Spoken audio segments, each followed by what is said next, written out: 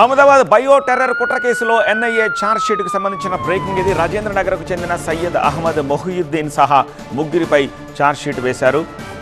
Resin విషపూరిత పదార్థాన్ని ఉపయోగించి సామూహిక విష ప్రయోగానికి ప్రయత్నించినట్టుగా దర్యాప్తులో వెల్లడైంది. కేసు తీవ్రత దృష్ట్యా విస్తృత ఆధారాలతోటి కోర్టులో ఎన్ఐఏ ఛార్జ్షీట్ దాఖలు చేసింది. ఈ కేసులో ఎన్ఐఏ ముగ్గురు వ్యక్తులపై ఛార్జ్షీట్ దాఖలు చేసింది. వీళ్ళందరికీ ఐసిస్తో సంబంధాలున్నాయనే ఆరోపణలపై లోతైన దర్యాప్తు జరిగింది. పబ్లిక్ ప్రదేశాల్లో విషప్రయోగం చేయాలని వీళ్ళు కుట్ర పన్నినట్టు తేల్చారు. హైదరాబాద్కు చెందిన డాక్టర్ సయ్యద్ అహ్మద్ మొయియుద్దీన్ అలాగే యూపీకి చెందిన ఆజాద్తో పాటు మహమ్మద్ సుహేల్పై ఛార్జ్షీట్ దాఖలు చేశారు. రెసిన్ అనే విష పదార్థంతో వీళ్ళు కుట్రకు ప్లాన్ చేశారు. వీళ్ళు కొందరు విదేశీ హ్యాండర్లను కలిసి పనిచేశారు.